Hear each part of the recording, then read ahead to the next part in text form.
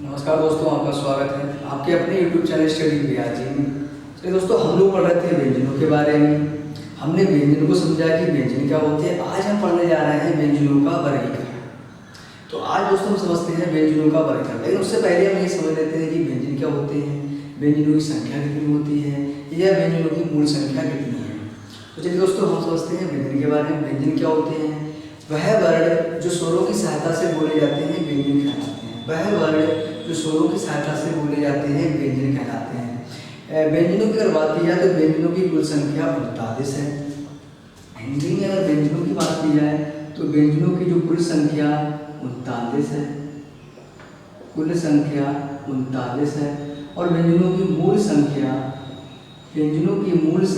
33 है। अब हम समझते हैं व्यंजनों के बारे में। मैंने आपको व्यंजनों की परिभाषा भी बताई थी कि वह वर्ण जो स्वरों की सहायता से बोले जाते हैं, वह वर्ण जो स्वरों की सहायता से बोले जाते हैं व्यंजन कहलाते हैं। वह वर्ण जो स्वरों की सहायता से बोले जाते हैं व्यंजन कहलाते हैं। व्यंजनों की कुल संख्या 39 है और व्यंजनों की मूल संख्या 33 है। हमने कुछ व्यंजन भी समझे थे कि हमारे 39 व्यंजन कौन कौन से हैं। तो हमारे 39 व्यंजन है का, खा, गा, घा, अंगा, चा, छा, जा, झा, वा, टा, ठा, डा, ढा, अड़ा, ता, था, दा, धा, ना, पा, फा, बा, भा और मा। हमने समझा था कि हमारे ये 25 व्यंजन हैं जो 5 वर्गों में डिवाइड हैं। इनको हमने नाम दिया था स्पर्श व्यंजन। इसके अलावा और व्यंजन हैं जैसे या, रा, ला, वा। इसके अलावा अगर बात की जाए तो सा, सा, सा, सा और हा। इसके अलावा अगर बात की जाए तो हमारे व्यंजन थे छा, तिरा, गया और सिरा। इस तरह से ये 39 व्यंजन थे। लेकिन इसी में अगर बात की जाए तो यहाँ पर मैंने आपको द्विगुणी व्यंजन बताए थे कि अगर इसके नीचे अगर देखा जाए ये ताड़न जात चिन्ह लग जाता है तो ये द्विगुणी व्यंजन हो जाता है। और डा के नीचे भी अगर ताड़न जात चिन्ह लग जाता है तो ये अढ़ा हो जाता है। ताड़न जात चिन्ह, मैंने चिन्हों के बारे में बताया था आपको कि उच्चैठ चिन्ह कौन सा होता है, जिसे ताड़न जात चिन्ह भी कहते हैं। अनुस्वर क्या होता है। उसके बाद देखा जाए पंचमाक्षर बिंदी कौन सी होती है या नुक्ता बिंदी कौन सी होती है। ये सारी बिंदी के बारे में आपको बता चुका हूँ। तो हम समझते हैं हमारे कुल 39 व्यंजन है। कितने व्यंजन है? 39 व्यंजन है। अब हम व्यंजनों का वर्गीकरण पढ़ने जा रहे हैं। तो आपकी हेडिंग पड़ेगी व्यंजनों का वर्गीकरण। व्यंजनों का वर्गीकरण, व्यंजनों का वर्गीकरण। व्यंजनों के अगर वर्गीकरण की बात की जाए तो व्यंजनों का वर्गीकरण अध्ययन के आधार पर 3 प्रकार से किया गया है। व्यंजनों का वर्गीकरण अध्ययन के आधार पर हम लोग समझें, अध्ययन के आधार पर व्यंजनों का वर्गीकरण अध्ययन के आधार पर 3 प्रकार से किया गया है। व्यंजनों का वर्गीकरण अध्ययन के आधार पर 3 प्रकार से किया गया है। नंबर एक स्पर्श व्यंजन, नंबर 1 स्पर्श व्यंजन, नंबर 2 अंतस्थ व्यंजन, नंबर 2 अंतस्थ व्यंजन और नंबर 3 ऊष्म या संघर्षी व्यंजन, ऊष्म या संघर्षी व्यंजन। व्यंजनों का वर्गीकरण हम लोग पढ़ रहे हैं। व्यंजनों के वर्गीकरण में पहला हम वर्गीकरण पढ़ रहे हैं अध्ययन के आधार पर व्यंजनों का वर्गीकरण। अध्ययन के आधार पर व्यंजनों का वर्गीकरण हम 3 प्रकार से समझ सकते हैं।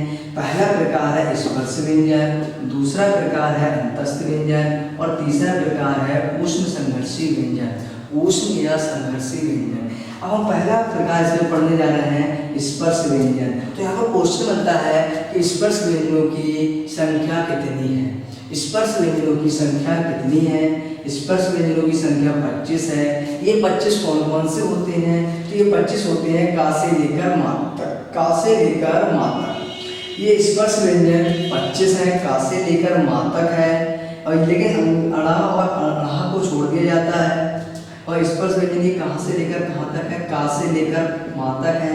अब क्वेश्चन आता है स्पर्श व्यंजन कितने वर्गों में बटे हुए हैं, तो आपको बिल्कुल साफ साफ दिख रहा होगा ये 5 वर्गों में डिवाइड है, 1 2 3 4 और 5। स्पर्श व्यंजन कितने वर्गों में बटे हुए हैं, 5 वर्गों में बटे हुए हैं। ये क्वेश्चन भी एग्जाम में आता है। तो पहले हमें ये चीज समझनी है कि जो स्पर्श व्यंजन है वो कितने वर्गों में बटे हुए हैं। स्पर्श व्यंजन 5 वर्गों में बटे हुए हैं। इन 5 वर्गों के स्पेशल नाम भी दिए गए हैं। जैसे पहले वर्ग की अगर बात की जाए, पहले वर्ग की बात की जाए तो जो पहला वर्ग स्टार्ट होता है वो का से स्टार्ट होता है। किससे स्टार्ट होता है, का से स्टार्ट होता है। इसलिए पहले वर्ग को हम लोग का वर्ग नाम देते हैं। क्या नाम देते हैं, का वर्ग।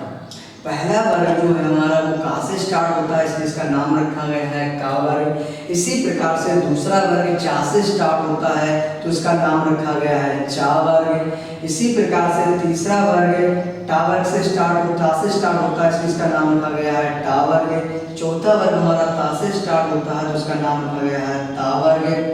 पांचवा वर्ग हमारा पा से स्टार्ट होता है, इसका नाम रखा गया है पा वर्ग। अगर देखा जाए स्पर्श व्यंजनों को 5 वर्गों में विभाजित किया गया है। पहला वर्ग है का वर्ग, दूसरा वर्ग है चा वर्ग, तीसरा वर्ग है टा वर्ग, चौथा वर्ग है ता वर्ग और पांचवा वर्ग है पा वर्ग। अब यहीं पर बात की जाए, ये हमारे जो वर्ग हैं इन्हीं वर्गों के कुछ उच्चारण स्थान है। कहीं ना कहीं जो स्पर्श व्यंजन है वो उनका अलग अलग उच्चारण स्थान है। अब क्वेश्चन आता है कि का वर्ग का उच्चारण स्थान क्या है, तो का वर्ग का उच्चारण स्थान है कंठ। कहाँ से बोला जाता है, कंठ से बोला जाता है। अच्छा, आप ये भी समझ लीजिए कि स्पर्श व्यंजनों की परिभाषा क्या होती है, तो जिन व्यंजनों का उच्चारण करते समय जो प्राणवायु है वो मुंह में किसी भी विशेष स्थान को अगर स्पर्श करती है और जिसके स्थान को स्पर्श करती है उसी स्थान के नाम पर व्यंजनों का नाम रखा गया है। जैसे हमने का वर्ग का उच्चारण किया और जो का उच्चारण होता है वो कंठ से होता है। इसी और खा का उच्चारण भी कंठ से होता है। का, खा, गा, घा और अंगा, इन 5 व्यंजनों का जो उच्चारण होता है वो कंठ से होता है। इसलिए इसको एक नाम दिया गया है जिसे हम बोलते हैं कंठ। क्या बोलते हैं, कंठ। यानी अगर देखा जाए का वर्ग का उच्चारण स्थान कंठ से होता है। कहाँ से होता है, कंठ से होता है। तो इसी उच्चारण कंठ के उच्चारण स्थान के आधार पर इसका नाम दिया गया है कंठ व्यंजन। ये हमारा अगर देखा जाए उच्चारण स्थान है, उच्चारण स्थान के आधार पर नाम रखे गए हैं। ये हमारा क्या है, वर्ग है। क्या है, वर्ग है। अब बात की जाए अगर चा छा जा छा और माँ की अगर बात की जाए तो इनका उच्चारण स्थान होता है तालु से। कहाँ से होता है, तालु से होता है। इसलिए इसका नाम जो रखा गया है वो रखा गया है तालव्य व्यंजन। क्या नाम रखा गया है, तालव्य व्यंजन। अब बात की जाए अगर टा की, तो टा वर्ग के जितने भी व्यंजन हैं इन सभी का उच्चारण जो स्थान है वो कहाँ से है, मूर्धा से है, अर्थात मसूड़ों से है। इसलिए इसी मूर्धा उच्चारण स्थान के नाम पर इसका जो नाम रखा गया वो रखा गया मूर्धन्य व्यंजन। अब यहाँ पर क्वेश्चन कर सकता है कि टा किस प्रकार का व्यंजन है, तालव्य व्यंजन है, कंठ व्यंजन है, मूर्धन्य व्यंजन है या दंत व्यंजन है। तो आपको कौन सा व्यंजन है, मूर्धन्य व्यंजन है। ता वर्ग के जितने भी व्यंजन है उनका उच्चारण स्थान जो होता है वो होता है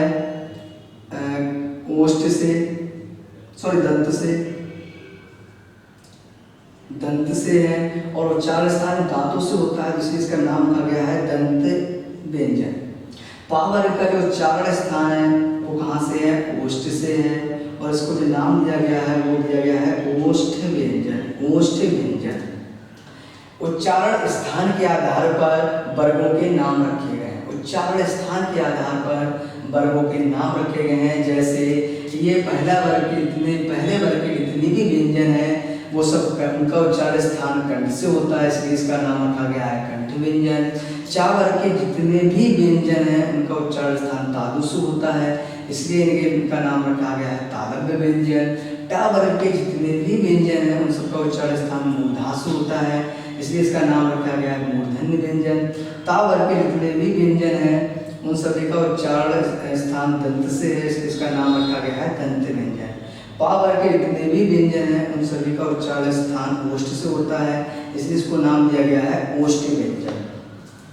अब यहीं पर अगर बात की जाए स्पर्श व्यंजनों की, तो स्पर्श व्यंजनों की हम बात कर रहे हैं, इसमें क्वेश्चन आता है कि कितने वर्गों में बटा हुआ है, तो 5 वर्गों में बटा हुआ है। अब बात करते हैं हम लोग अंतस्थ व्यंजनों की, तो अंतस्थ व्यंजनों की संख्या 4 है, अंतस्थ व्यंजनों की संख्या 4 है। अच्छा, ये 4 कौन कौन से हैं, तो ये लिखे हुए हैं, ये 4 हैं या, रा, ला और वा, या, रा, ला और वा, या, रा, ला और वा। ये कौन से व्यंजन कहलाते हैं, अंतस्थ व्यंजन कहलाते हैं। कौन से व्यंजन कहलाते हैं, अंतस्थ व्यंजन कहलाते हैं। अब बात की जाए ऊष्म संघर्षी व्यंजनों की, तो ऊष्म संघर्षी व्यंजनों की भी संख्या 4 है। कितनी है, 4 है। ये 4 कौन कौन से हैं, सा, सा, सा और हा, सा, सा, सा और हा। अब ऊष्म संघर्षी व्यंजनों को क्या नाम, सॉरी, सा, सा, सा और ये 4 हैं, ये संख्या 4 है, क्या नाम दिया गया है, ऊष्म संघर्षी, ऊष्म संघर्षी व्यंजन। अध्ययन के आधार पर 3 वर्गों में बांटा गया, स्पर्श व्यंजन, अंतस्थ व्यंजन, ऊष्म संघर्षी व्यंजन। स्पर्श व्यंजनों की संख्या 25 है, अंतस्थ व्यंजनों की संख्या 4 है और ऊष्म संघर्षी व्यंजनों की भी संख्या 4 है। स्पर्श व्यंजन हमारे का से लेकर मा तक हैं, ये 5 वर्गों में विभाजित हैं। अंतस्थ व्यंजनों की संख्या 4 है, या, रा, ला और वा। ऊष्म संघर्षी व्यंजनों की भी संख्या 4 है, सा, सा, सा और हा। अब दूसरा वर्गीकरण हम पढ़ेंगे घोषत्व के आधार पर, घोषत्व के आधार पर व्यंजनों का वर्गीकरण, घोषत्व के आधार पर व्यंजनों का वर्गीकरण। घोषत्व के आधार पर व्यंजनों का वर्गीकरण 2 प्रकार से किया गया है। नंबर 1 सघोष और नंबर 2 अघोष। नंबर 1 सघोष और नंबर 2 सघोष। अच्छा, घोषत्व क्या होता है, घोषत्व मतलब होता है कंपन, घोषत्व मतलब क्या होता है, कंपन। अब बात की जाए घोषत्व 2 प्रकार होते हैं, सघोष और अघोष। तो जो सघोष होते हैं वो क्या होते हैं, या अघोष क्या होते हैं, तो हमारी जो हेडिंग दूसरी पढ़नी जा रही है वो पढ़ेगी घोषत्व के आधार पर, घोषत्व के आधार पर व्यंजनों का वर्गीकरण, घोषत्व के आधार पर व्यंजनों का वर्गीकरण। घोषत्व का मतलब होता है, अर्थ होता है, वो होता है कंपन। क्या होता है, कंपन। घोषत्व के आधार पर व्यंजनों का वर्गीकरण, घोषत्व के आधार पर व्यंजनों का वर्गीकरण 2 प्रकार से किया जाता है। यह घोषत्व के आधार पर घोषत्व के आधार पर व्यंजन 2 प्रकार के होते हैं। नंबर 1 अघोष, नंबर 1 अघोष और नंबर 2 सघोष, अघोष और नंबर 2 सघोष। नंबर 1 अघोष और नंबर 2 सघोष। घोषत्व के आधार पर, घोषत्व के आधार पर 2 प्रकार होते हैं, अघोष और सघोष। अब यहाँ पर क्वेश्चन बनता है कि व्यंजनों में अघोष व्यंजन कौन कौन से हैं और सघोष व्यंजन कौन कौन से हैं।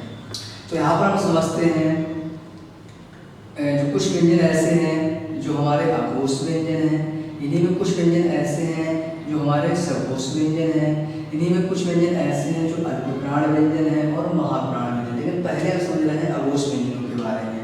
तो जो पहला वर्ग है, पहले वर्ग के पहले और दूसरे व्यंजन, पहले वर्ग के पहले और दूसरे व्यंजन हैं वो कैसे व्यंजन हैं, अघोष व्यंजन है।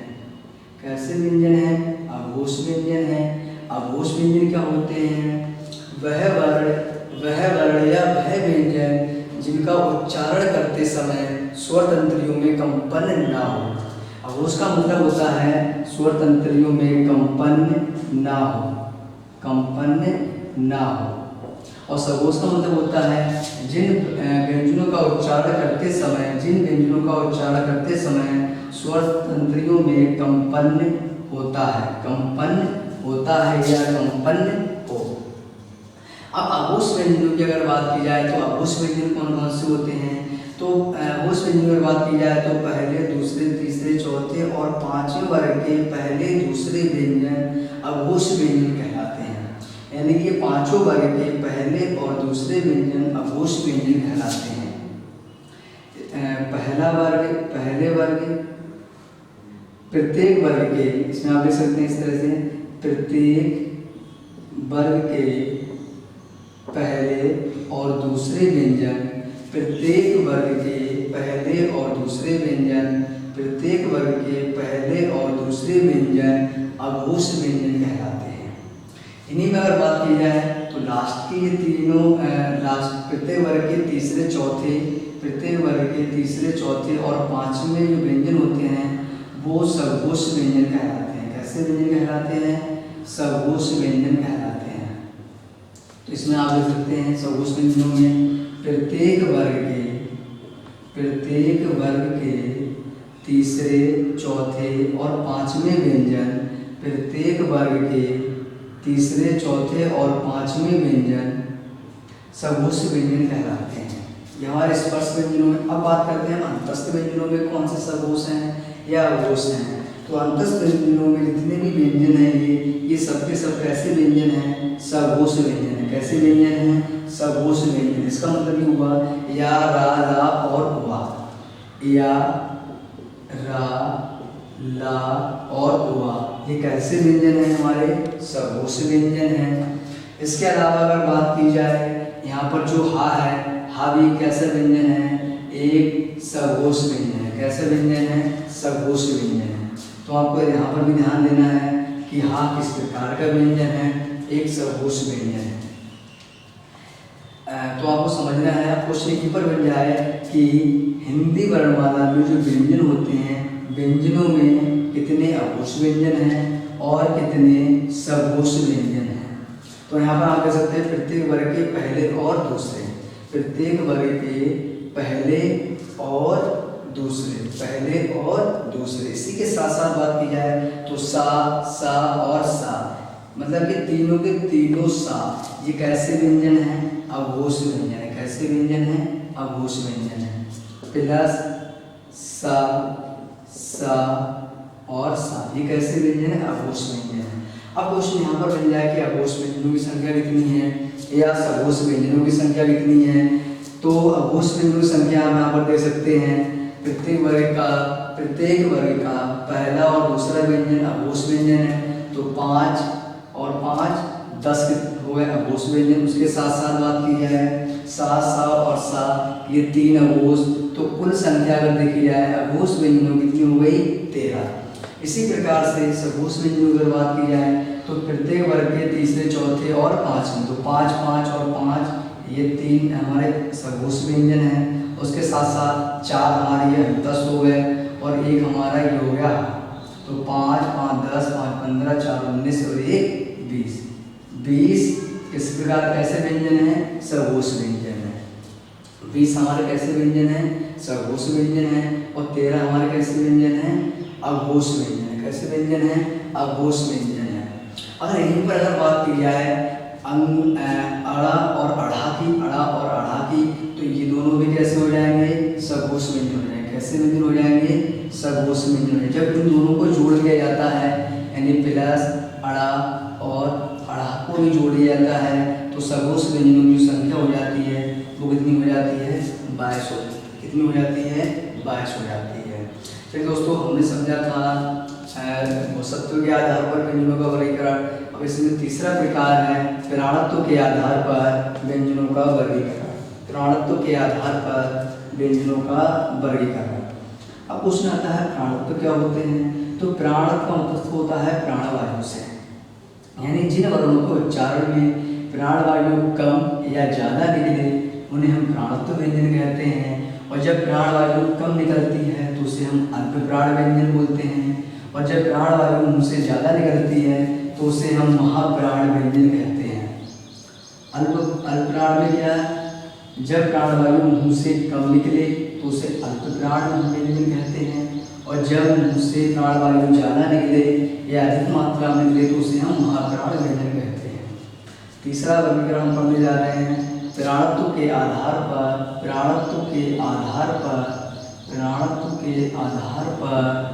व्यंजनों का वर्गीकरण। प्राणत्व के आधार पर व्यंजनों का वर्गीकरण 2 प्रकार से किया गया है। प्राणत्व के आधार पर व्यंजनों का वर्गीकरण 2 प्रकार से किया गया है। नंबर 1 अल्प प्राण और नंबर 2 महाप्राण। अल्पप्राण और महाप्राण। अब क्वेश्चन आता है अल्पप्राण की परिभाषा क्या है। तो जिन व्यंजनों का उच्चारण करते समय मुंह से हवा या प्राण वायु कम निकले, मुंह से हवा या प्राण वायु कम निकले, और जब प्राण वायु मुंह से कम निकलती है तो उसे हम अल्पप्राण व्यंजन बोलते हैं। जिन व्यंजनों का उच्चारण करते समय प्राण वायु या हवा मुंह से अधिक या ज़्यादा निकले तो उसे हम महाप्राण व्यंजन कहते हैं। और यहाँ पर क्वेश्चन बनता है कि अल्पप्राण व्यंजन कौन कौन से हैं और महाप्राण व्यंजन कौन कौन से हैं। तो प्रत्येक वर्ग का पहला, तीसरा और पांचवा ये व्यंजन हमारे अल्पप्राण व्यंजन कहलाते हैं। प्रत्येक वर्ग का पहला, तीसरा और पांचवा व्यंजन कैसे व्यंजन हमारे अल्प व्यंजन है, अल्पप्राण व्यंजन है। कैसे व्यंजन है? अल्पप्राण व्यंजन है। और प्रत्येक वर्ग का दूसरा और चौथा व्यंजन कैसे व्यंजन है? महाप्राण व्यंजन है। कैसे व्यंजन है? महाप्राण व्यंजन है। अब बात की जाए अगर अंतस्थ की बात की जाए तो अंतस्थ व्यंजनों की बात की जाए तो सबके सब जो व्यंजन हैं वो अल्पप्राण व्यंजन है। कैसे व्यंजन है? अल्पप्राण व्यंजन है। अंतस्थ व्यंजनों की संख्या 4 है। ये चारों के चारों व्यंजन कैसे हैं? अल्पप्राण व्यंजन है। इसी के साथ साथ अगर बात की जाए ऊष्म संघर्षी व्यंजनों की तो ये चारों के चारों व्यंजन सा और हा, ये चारों के चारों व्यंजन कैसे व्यंजन है? महाप्राण व्यंजन है। कैसे व्यंजन है? महाप्राण व्यंजन है। यानी अंतस्थ व्यंजन अल्पप्राण व्यंजन है और ऊष्म संघर्षी व्यंजन महाप्राण व्यंजन है। कैसे व्यंजन है? महाप्राण व्यंजन है। तो मैं यहाँ पर समझते हैं कि अल्पप्राण प्रत्येक वर्ग का पहला, तीसरा और पांचवा व्यंजन कैसा व्यंजन है? अल्पप्राण व्यंजन है। इसी के साथ साथ अगर बात की जाए अंतस्थ व्यंजनों की या रा, ला या वा की बात की जाए, ये भी अल्पप्राण व्यंजन है। तो क्वेश्चन आ जाता है यहाँ पर कि अल्पप्राण व्यंजनों की कुल संख्या कितनी है।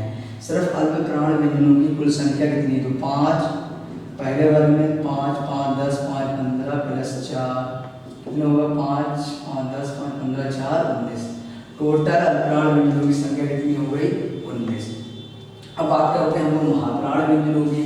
तो महाप्राण व्यंजनों की अगर बात की जाए तो प्रत्येक वर्ग का दूसरा और चौथा व्यंजन महाप्राण व्यंजन है। प्रत्येक वर्ग का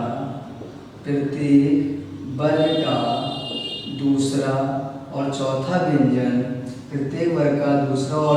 व्यंजन, इसी के साथ साथ देखा जाए ऊष्म संघर्षी व्यंजन यानी सा और हा। तो इसकी संख्या की बात की जाए 5, 5, 10 और 4, 14। महाप्राण व्यंजनों की कुल संख्या कितनी है? 14 है। कितनी है? 14 है। आपको समझना है अल्पप्राण और अल्पप्राण प्रत्येक वर्ग का पहला, तीसरा और पांचवा व्यंजन। इसी के साथ साथ बात की जाए अंतस्थ व्यंजनों की तो ये सबके सब व्यंजन कैसे हैं? अल्पप्राण व्यंजन है। क्वेश्चन अगर एग्जाम में आ जाए कि अल्पप्राण व्यंजनों की संख्या कितनी है? 19 है। महाप्राण व्यंजनों की संख्या कितनी है? 14 है। हमने पढ़ा था व्यंजनों का वर्गीकरण। पहला पार्ट हमने पढ़ा है अध्ययन के आधार पर, दूसरा पढ़ा है भूसत्व के आधार पर, तीसरा पढ़ा है प्राणत्व के आधार पर। इसके अलावा कुछ और क्वेश्चन बनते हैं वर्गीकरण से संबंधित ही अगर देखा जाए तो उनको हम समझते हैं। इसमें कुछ अलग पॉइंट है, अन्य बिंदु करके भी हम पढ़ सकते हैं अगर देखा जाए तो। जैसे यहाँ पर क्वेश्चन बनते हैं कि इनमें से किन व्यंजनों को अर्धस्वर व्यंजन कहा जाता है, निम्न में से किन व्यंजनों को द्विगुणी व्यंजन कहा जाता है, निम्न में से किन व्यंजनों को कंठ तालव्य व्यंजन कहा जाता है। इस तरह के क्वेश्चन कुछ एग्जाम में बनते हैं। तो हम समझते हैं पहला पॉइंट से हम अन्य बिंदुओं में पढ़ने जा रहे हैं द्वित्व व्यंजन। कौन सा व्यंजन? द्वित्व व्यंजन। अब क्वेश्चन आता है द्वित्व व्यंजन क्या होता है? तो वह व्यंजन जो दो बार आ जाए द्वित्व व्यंजन कहलाता है। वह व्यंजन जो दो बार आ जाए द्वित्व व्यंजन कहलाता है। अन्य में हम पढ़ेंगे, पहला पॉइंट पढ़ेंगे हम लोग द्वित्व व्यंजन। क्वेश्चन आता है द्वित्व व्यंजन क्या है? तो वह व्यंजन वह व्यंजन जो दो बार आए द्वित्व व्यंजन कहलाता है। जैसे बात की जाए दिल्ली, दिल्ली में दो बार कौन शब्द आया है, ला आया है, तो ला कैसे व्यंजन हो जाएगा, द्वित्व व्यंजन हो जाएगा। इसी का हम दूसरा उदाहरण लेते हैं, जैसे बिल्ली, बिल्ली में द्वित्व व्यंजन क्या है, ला है, क्यों, ला दो बार आ गया है। द्वित्व व्यंजन क्या होते हैं, वह व्यंजन जो दो बार आए द्वित्व व्यंजन कहलाते हैं। अब अगर बात की जाए इस अन्य में दूसरे पॉइंट की, तो दूसरा पॉइंट है द्विगुणी व्यंजन। द्विगुणी व्यंजन, द्विगुणी व्यंजन क्या होते हैं, वह व्यंजन जो दो गुण रखते हैं द्विगुणी व्यंजन कहलाते हैं। वह व्यंजन जो दो गुण रखते हैं द्विगुणी व्यंजन कहलाते हैं। ये दो द्विगुणी व्यंजन कौन कौन से हैं, अड़ा और अड़ा, अड़ा और अड़ा।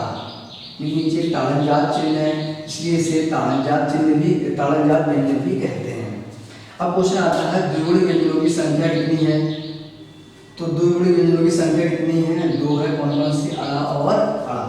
अब क्वेश्चन यहाँ से बहुत बनते हैं कि द्विगुणी व्यंजन है वो कंठ से बोले जाते हैं, तालु से बोले जाते हैं या मूर्धा से बोले जाते हैं। तो द्विगुणी जो व्यंजन है वो किस में आ रहे हैं, मूर्धा से बोले जाते हैं। पहला इसमें आपको नेक्स्ट पॉइंट समझना है, जो द्विगुणी व्यंजन है वो किससे बोले जाते हैं, मूर्धा से बोले जाते हैं, पहला पॉइंट। दूसरा पॉइंट इसी में समझना है कि द्विगुणी जो व्यंजन होते हैं वो सघोष होते हैं या अघोष होते हैं। तो ये दोनों के दोनों किस साइड में आ रहा है, सघोष वाली साइड में आते हैं। तो द्विगुणी जो व्यंजन होते हैं वो कैसे व्यंजन है, सघोष व्यंजन है। इसी के साथ साथ अगर बात की जाए द्विगुणी व्यंजन ये अल्पप्राण व्यंजन है या महाप्राण व्यंजन है, अल्पप्राण है या महाप्राण। तो जो अड़ा है वो अल्पप्राण है, जो अड़ा है वो हमारा महाप्राण है। ये कैसा व्यंजन है, अल्पप्राण व्यंजन है। और इसी में अगर बात की जाए अड़ा की बात की जाए तो ये कैसा व्यंजन है, महाप्राण व्यंजन है। कैसा व्यंजन है, महाप्राण व्यंजन है। और अगर बात की जाए द्विगुणी व्यंजनों की तो इसे हम स्पर्श व्यंजन भी कहते हैं। स्पर्श अड़ा और अड़ा की अगर बात की जाए तो इस द्विगुणी व्यंजनों की बात की जाए तो ये अड़ा और अड़ा होते हैं, इनकी संख्या दो होती है। ये मूर्धा से बोले जाते हैं, ये सघोष होते हैं, ये अल्पप्राण होते हैं और ये महाप्राण होता है। अब हम नेक्स्ट समझते हैं इसलिए कुछ ऐसे व्यंजन हैं जो अर्धस्वर व्यंजन कहलाते हैं। तो तीसरा इसमें हमें पॉइंट पढ़ना है अर्धस्वर व्यंजन। अर्धस्वर व्यंजन क्या होते हैं, वह व्यंजन जो व्यंजन होते हुए भी स्वर की भांति कार्य करता है। व्यंजन होते हुए भी स्वर की भांति कार्य करता है। और ये व्यंजन हमारे कौन से हैं, या और वा, या और वा। या और वा कैसे व्यंजन है, अर्धस्वर व्यंजन है। कैसे व्यंजन है, अर्धस्वर व्यंजन है, या और वा। अब क्वेश्चन आता है अर्धस्वर व्यंजनों की संख्या कितनी है, तो अर्धस्वर व्यंजनों की संख्या दो है। कितनी है, दो। हम इसको एग्जाम्पल समझते हैं। जैसे कोई भी शब्द हमने लिखा, हमने शब्द लिखा पढ़ाई, क्या लिखा है, पढ़ाई। पढ़ाई को हम इस तरह से भी लिखते हैं, इसके अलावा पढ़ाई को हम इस तरह से भी लिखते हैं। इसका मतलब क्या हुआ, जो हमारा या होता है वो ई की भांति कार्य करता है, इसलिए इसे अर्धस्वर व्यंजन भी कहा जाता है। दूसरा एग्जाम्पल इसमें हम लेते हैं, जैसे हमने एग्जाम्पल लिया कौवा और दूसरा एग्जाम्पल लिया हमने कौवा। तो हमारा जो हुआ होता है वो किसकी भांति कार्य करता है, स्वर की भांति कार्य करता है, इसलिए ये अर्धस्वर व्यंजन कहलाते हैं। इसके अलावा अगर बात की जाए कुछ व्यंजन ऐसे हैं जो पार्श्विक या लुंठित व्यंजन कहलाते हैं। अब क्वेश्चन आता है कि पार्श्विक व्यंजन कौन सा है या लुंठित व्यंजन कौन सा है। तो हमारा जो ला है वो ला पार्श्विक व्यंजन है और रा कैसा है, लुंठित व्यंजन है। तीसरे के बाद चौथा हम लोग यहाँ पर लिखते हैं, चौथा पॉइंट है लुंठित व्यंजन। लुंठित व्यंजन कौन सा है, रा है। क्वेश्चन ये भी आता है लुंठित व्यंजन की संख्या कितनी है, एक है। पांचवा पॉइंट है पार्श्विक व्यंजन। पार्श्विक व्यंजन कौन सा है, हमारा ला है, इसकी संख्या कितनी है, एक है। कितनी है, एक है। अच्छा, अर्धस्वर की अगर बात की जाए तो अर्धस्वर जो हमारे हैं वो स्पर्शहीन या संघर्षहीन व्यंजन कहलाते हैं। संघर्षहीन व्यंजन कहलाते हैं। क्वेश्चन आएगा कि इनमें से कौन सा संघर्षहीन व्यंजन है, तो संघर्षहीन व्यंजन कौन से होते हैं, या और वा। इसके अलावा अगर बात की जाए तो कुछ और भी व्यंजन होते हैं, जैसे कंठ तालव्य व्यंजन। कंठ तालव्य व्यंजन। क्वेश्चन आता है कंठ तालव्य व्यंजन कौन से होते हैं? ए और ए होते हैं। कंठोष्ठ व्यंजन कौन से होते हैं? कंठोष्ठ व्यंजन कौन से होते हैं? तो ये होते हैं हमारे ओ और औ। इसके अलावा अगर बात की जाए दव्योष्ठ व्यंजन कौन से होते हैं? तो दव्योष्ठ होते हैं हमारे दव्योष्ठ व्यंजन होता है ओआ। कौन सा होता है? ओआ व्यंजन होता है। नेक्स्ट अगर बात की जाए, अब एक कुछ और भी पॉइंट्स पूछ लिए जाते हैं, जैसे हा से इम्पोर्टेंट क्वेश्चन बनता है कि हा किस प्रकार का व्यंजन है। तो हा अगर देखा जाए सघोष के साथ साथ हा जो व्यंजन है हमारा वो सघोष व्यंजन है। कैसा व्यंजन है? सघोष व्यंजन है। हा हमारा महाप्राण व्यंजन है। कैसा व्यंजन है? महाप्राण व्यंजन है। और हा की अगर बात की जाए तो इसे काकल व्यंजन भी कहते हैं। इसे स्वर यंत्री व्यंजन है, महाप्राण व्यंजन है और काकल या स्वर यंत्री व्यंजन भी कहलाता है। अब हम लोग पढ़ेंगे छात्रा ग्यासरा के बारे में। छात्रा और ग्यासरा एक ऐसे व्यंजन है, इन्हें संयुक्त व्यंजन कहा जाता है। क्या कहा जाता है? संयुक्त व्यंजन। संयुक्त व्यंजन क्या होते हैं? वह व्यंजन जो दो वर्णों के मेल से बनते हैं। वह व्यंजन जो दो वर्णों के मेल से बनते हैं। दो वर्णों में चाहे स्वर आ जाए चाहे व्यंजन आए, वह व्यंजन दो वर्णों के मेल से, दो या दो से अधिक वर्णों के मेल से बनते हैं, उन्हें संयुक्त व्यंजन कहते हैं। बात करते हैं हम छात्रा ज्ञा और सिला की। तो यहाँ पर क्वेश्चन बनता है कि छा किन किन व्यंजनों से या किन स्वरों से मिलकर बना है। छा किन व्यंजन या स्वरों से मिलकर बना है। इसी प्रकार से क्वेश्चन बन जाता है तिरा। तिरा किन व्यंजन या स्वरों से मिलकर बना है। इसी प्रकार से ज्ञा और सिरा। तो हम समझते हैं संयुक्त व्यंजनों के बारे में। संयुक्त व्यंजनों की जो संख्या है वो कितनी है? 4। कितनी है? 4। ये कौन कौन से हैं? नंबर 1 छा, नंबर 2 त्रा, नंबर 3 ज्ञा और नंबर 4 सिरा। छा, त्रा, ज्ञा और सिरा। अब यहाँ पर क्वेश्चन बनता है जो छा है वो किन वर्णों के योग से बना है। तो जो छा बना है वो बना है का, का